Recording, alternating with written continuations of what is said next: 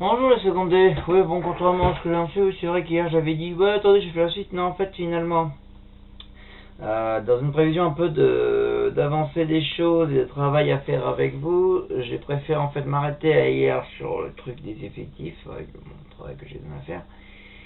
Et là, aujourd'hui, je parle en fait de tous les trucs style représentation graphique. Parce qu'en fait, justement, on a tout un travail dessus à faire en groupe lundi. Vous voyez la cinquième feuille, justement, la cinquième page, justement, dans le truc. On fera ça. Justement, c'est un truc qui n'aborde ni... parce que si en fait j'avais fait tout hier, la représentation graphique, j'aurais été embêté sur aujourd'hui, qu'est-ce que je mets? Alors, il faut que je commence la moyenne et tout. Non. Au moins je planifie le truc. Aujourd'hui, je vais faire donc tout ce qui est la partie représentation graphique. Lundi, justement, on fait l'exercice, on fait la page 5, d'accord, en exercice. Et puis comme ça, voilà, mardi prochain, moyenne, mercredi, médiane, jeudi, quartile. Et diagramme en boîte. Oui, parce que ça va dans la foulée. Voilà, mais comme ça, on aura fini le chapitre. Bon, il reste encore des exercices à faire. Alors, je pense que vu que le lundi 1er juin sera férié, on fera le mardi 2 juin, je pense, sur... Ok. Voilà. Bref. Donc, c'est vrai que je vous avais demandé de faire les tailles en effectif, etc. Mais ça, moi, je tiens à voir vos résultats par vous-même. Donc, voir vos résultats. En fait, je vais juste me contenter de vous énumérer dans l'ordre les tailles, dans l'ordre croissant. Et vous, ça vous demeurera après me mettre les effectifs et de me calculer les fréquences, tant qu'à faire. Donc le total, normalement, ça doit faire 3. Alors, taille. Bon, au début, ça commence à 154, 158, 159, 160, 163, 165, 166, 167, 168, 173, 174, 175, 177, 178, 180. Vous voyez, taille était en centimètres, donc bon. Donc je répète une dernière fois, on va dire. Après, vous ferez demi-tour. 154, 158, 159, 160, 163, 165, 166, 167, 168, 173, 174, 175, 177, 178, 180. Voilà, vous avez toutes les tailles dans l'ordre. C'est trop vite, tu fais demi-tour. C'est bon. Je dis des fois. Et après, comme ça, vous avez plus qu'effectif à calculer, à compter pour chacun. Alors normalement, si vous avez bien compté tous vos effectifs comme il faut, donc j'ai dit, normalement les trucs vous les barrez au fur et à mesure. 154, et hop, je barre les briques, 158, je barre, vous pouvez regarder, vous barrez au fur et à mesure. Je vous conseille de faire ça. Mais comme j'ai fait moi sur mon truc, j'ai barré au fur et à mesure. Pareil, pour les couleurs, il y avait, c'est pas difficile les couleurs, il n'y a pas à ranger dans leur croissant. Bleu, gris, rose, noir, rouge, blanc, jaune. Voilà. Bleu, gris, rose, noir, rouge, blanc, jaune. Il n'y avait que 7 couleurs au total.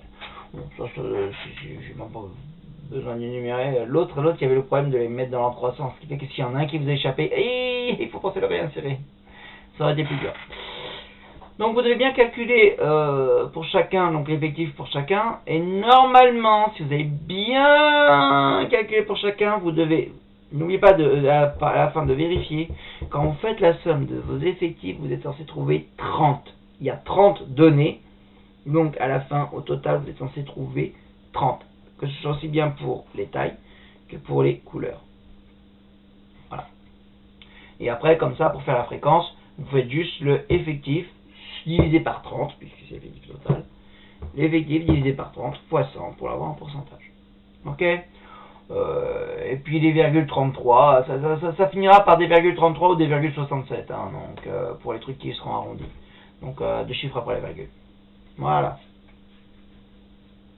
Ok. Alors, ça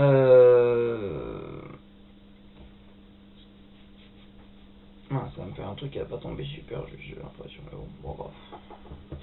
Ouais, ça ferait peut-être pas 100% parce que comme ce sont des arrondis...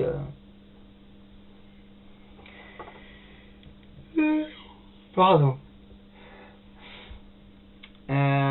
Donc, ben, on va partir sur la suite maintenant parce que on a des données. Qu'est-ce qu'il faut en faire justement?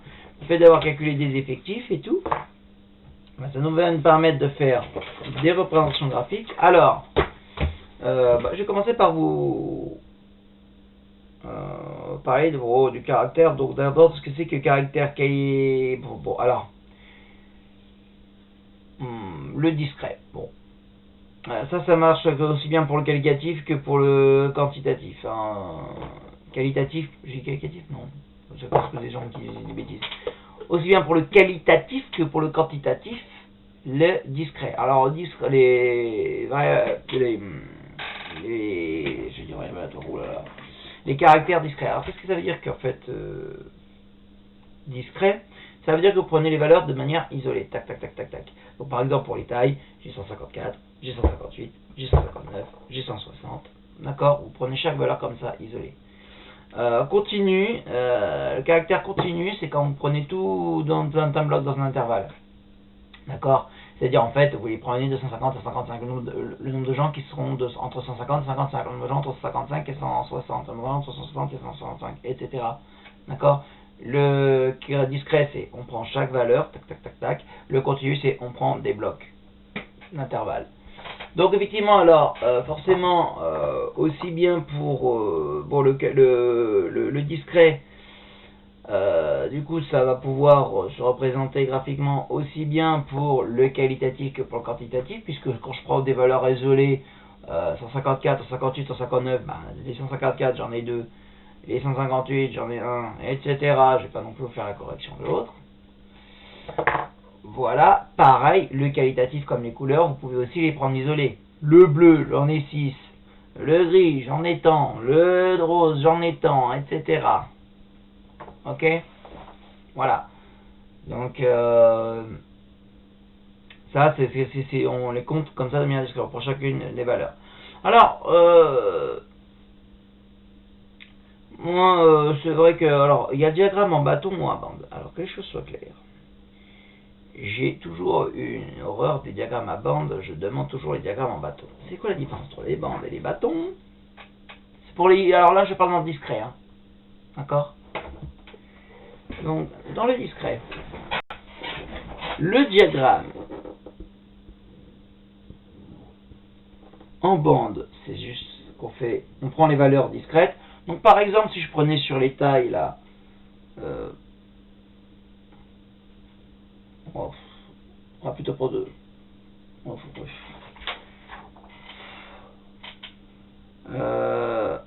J'ai oublié le truc pour effacer. Pas rien. Heureux. Oui, donc, alors. Donc, par exemple, je prends les tailles et les effectifs. Donc, on va faire les tailles. Donc, les effectifs 1, 2, 3. Je sais pas jusqu'à combien ça monte. Mais genre, par exemple, voilà, la taille 154 qu'on trouvait deux fois. Après, il y avait la taille 158. Après, 150. Alors, ça, vous voyez, pour les trucs comme ça, des valeurs comme ça, discrètes, on n'a pas obligé de suivre l'ordre, c'est pas grave. Parce que de toute façon, ça va être pareil, exactement la même chose si je mets les couleurs bleu, rose, gris, enfin, voilà. Et il n'y a pas d'échelle, donc là pareil, on se moque d'échelle. Par contre, c'est juste sur l'échelle qu'il faut respecter sur les effectifs. Voilà, le 54, il y en a deux. Alors, un diagramme en bande, ça fait ça. 158, il y en avait un, là, il y en avait un, voilà, je vous ai donné comme ça le début, il y en a deux. Voilà, et ainsi de suite. Moi, j'aime pas les diagrammes en bande, c'est moche, je déteste les diagrammes en bande, c'est que je trouve ça clair. Je préfère le diagramme en bâton. C'est pareil, diagramme en bâton, c'est pareil, mais je trouve ça plus joli.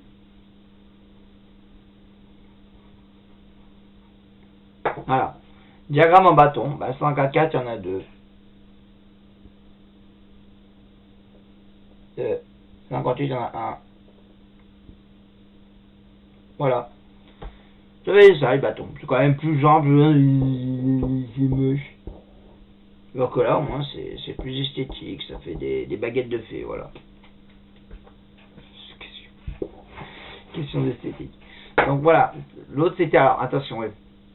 Il y a des gens qui confondent le diagramme en bande et le diagramme en bâton.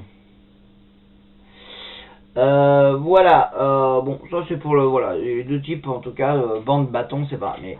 Je dis toujours diagramme en bâton. Alors d'ailleurs, pour lundi, vous allez me faire, bon, non seulement vous allez calculer les tas de trucs, mais il faudra aussi me faire le diagramme en bâton sur les tailles et les couleurs. Ok. Voilà. Hop, vous voyez les couleurs encore. Diagramme en bâton sur les couleurs. Voilà, ça c'est pour ce cas. Pour le discret, il y en a un autre, et qui est beaucoup plus connu parce que souvent on le voit dans les élections, qui s'appelle le diagramme circulaire. Oui, ce qu'on d'autres appellent aussi le camembert. D'ailleurs, camembert c'est typiquement français, parce que en anglais, pour Auditeur, ce qu'on appelle équivalent en fait du diagramme circulaire en anglais, c'est pie diagram. Une paille en anglais, c'est une tarte. Donc bon, en France c'est un camembert, en Angleterre c'est une tarte. Voilà, le diagramme circulaire. Alors, le principe du diagramme circulaire, c'est que, en fait, on répartit, en fait, mais alors, je vous donne un tout exemple, un certain exemple, complètement inventé, voilà, des couleurs des yeux, allez, bleu, vert, marron, voilà, plus fréquent, Bref, imaginez le bleu, vous en avez, alors on regarde après, soit la fréquence, soit l'effectif. Allez, sur un effectif, on va dire de 30. Allez, des bleus, il y en avait 6. Les verts, il y en avait, on va dire, 15. Et 21, et l'autre, il y en avait 9. Voilà, pas très réaliste parce qu'en général le vert c'est quand même le moins fréquent. Voilà. 6, 9 et 15. Voilà, c'est pas mal comme ça. Voilà. Ok. Bref. Quand on fait un diagramme circulaire sur ce genre de truc, bon, effectif total 30. Parfait. Ben, en fait, effectif, et vous avez en fait, faut comprendre le degré. C'est un diagramme circulaire. Ah oui, alors des élections, sur général, c'est des demi-diagrammes, des diagrammes circulaires. Mais bon, vous en avez des pleins comme ça aussi entiers. Le effectif total, c'est 30. Le degré total sur un cercle, c'est 360 degrés. Ok? Donc en fait, pour connaître à peu près le degré qui va correspondre dans votre diagramme circulaire, on fait tout simplement les produits en croix. Ça fois ça divisé par ça égale le résultat que vous allez avoir là. Donc faites 15 fois 360 divisé par 30, ce qui va vous donner 180. D'accord? Ça prend quoi? Ça fois ça divisé par 100. 6 fois 360 divisé par 30. Et je vais pas difficile, ça fait 1080. Bon, de toute façon, je fais 360 divisé par 30 déjà qui fait 12. Donc ça ferait 72 degrés.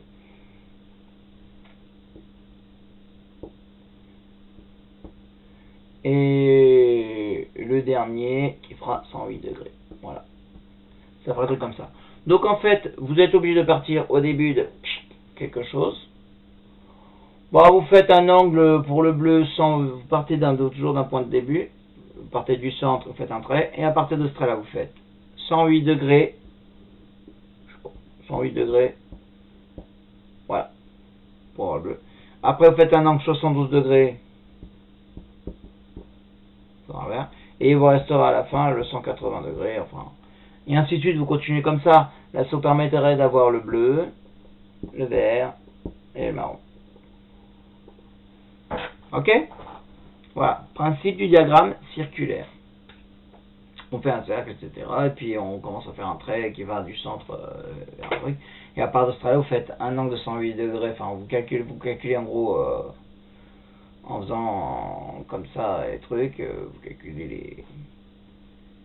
vous calculez en gros le degré qu'il faut.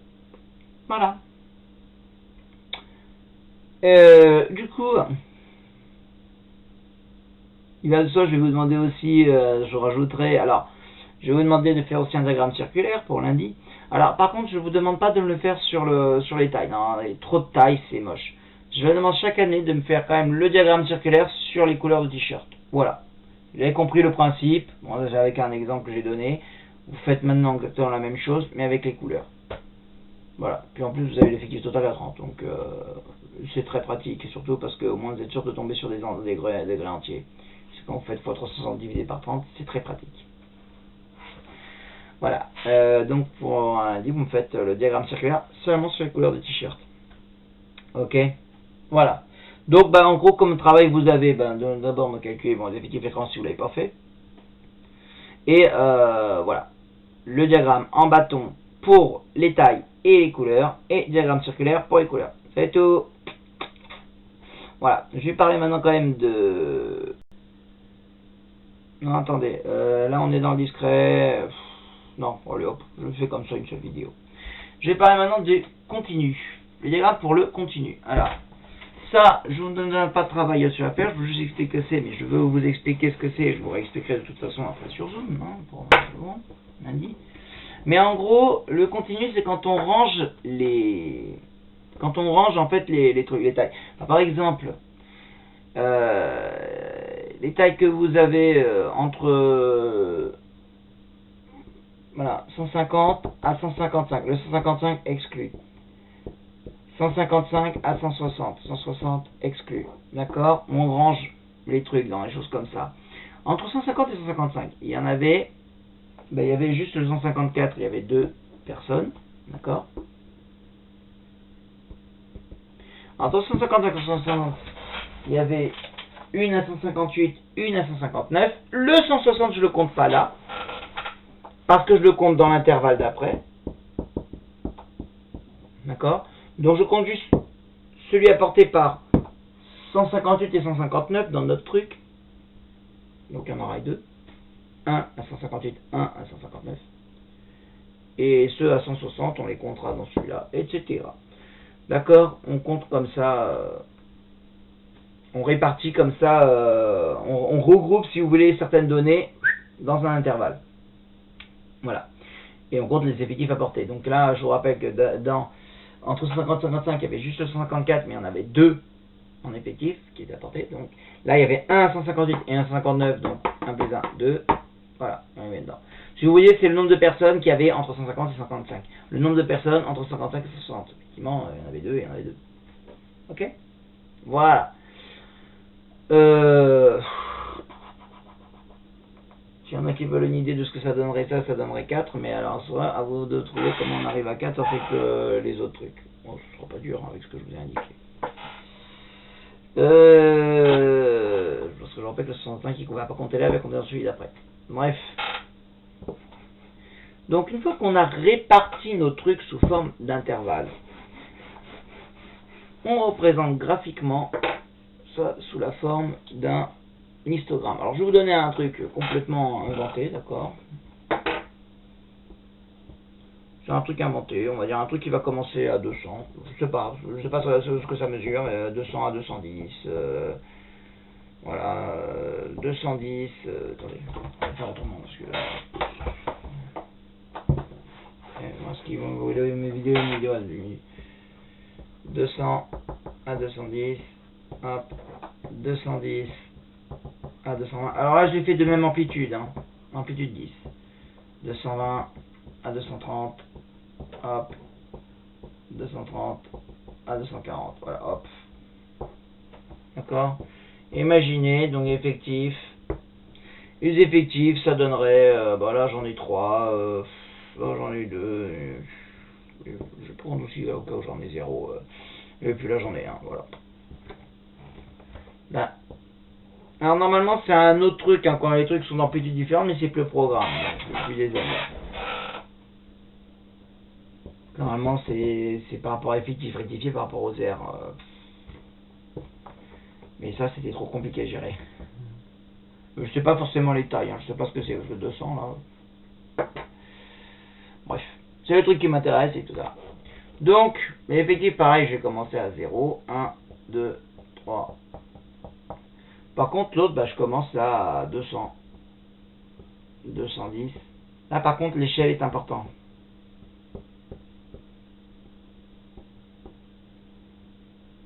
Oh, pas 250, bon. Là, c'est important, on les sépare bien comme ça. D'accord? Et donc là, bah, entre 200 et 210, j'en ai 3. Hop, et donc on fait une bande comme ça. On va prendre comme ça, lui, hein. Entre 200 et 210, j'en ai 3. Entre 210 et 220, j'en ai 2. Donc vous voyez, ça fait comme une bande. Et les bandes, elles sont collées là, forcément, puisque vous avez le 200 comme ça. Entre 220 et 230, bah, j'en ai 0. Entre 200 et 240, j'en ai 1. Hop. Voilà, ça fait un histogramme. Ça fait comme ce qu'on appelle un peu des bandes collées. Mais ça fait des bandes comme ça. Et voilà, ça c'est pour le truc quand c'est en continu. À ne pas confondre avec le diagramme en bande où c'est des bandes isolées. Non, parce qu'il y a des gens, quand il me faut, je leur demande l'histogramme, ils font des bandes isolées. Ils me font un truc comme ça. Et là, ils me font 200, 210, 210, point virgule 220. Enfin, bon, ils font des bandes, mais c'est... Non, non, non, ça s'appelle un truc discret, ça s'appelle un diagramme en bande, et c'est pas un diagramme histogramme. Ouh, je vous jure, les gens qui font ça, ils m'énervent. Et j'en ai chaque année, donc... les gens qui s'évertuent à ne pas apprendre, à ne pas écouter, à faire autre chose que ce qu'on leur demande. Donc l'histogramme, c'est juste comme ça. Et ça marche de bon sens. On commence par mettre les valeurs une après l'autre en suivant bien l'échelle. D'accord? Par exemple, 200, 210 et puis 220 là-bas. Et voilà. Ça, c'est quand effectivement ils ont tous la même amplitude. 10, 10, 10, 10. Quand ils n'ont pas la même amplitude, c'est une autre histoire. Parce qu'en fait, on fait même plus en fonction de l'EV1, on fait par rapport à l'aire des... le truc doit être proportionnel à l'aire des rectangles, et alors là, c'est toute une autre histoire. Hors programme. Non, je ne vais pas l'expliquer. Non. Déjà, c'est... Déjà, si les gens, quand ils savent faire ça, je suis super content. Alors, je leur demande pas l'autre quand ils ont pas la... quand les intervalles n'ont pas la même amplitude. Par exemple, il y en a un de 10, l'autre longueur 5. Par exemple, si j'avais 200, 210, 200, 215, 215, 220, voilà. Non, voilà. Ok, bon. Voilà, on a des trucs comme ça. Et ben voilà. Donc, bah écoutez, je vous dis à lundi maintenant pour MS Compte, puisque demain c'est férié, voilà. Vous avez de quoi faire. Et de quoi vous occuper. Sur ce long week-end. Allez, au revoir. Bon week-end.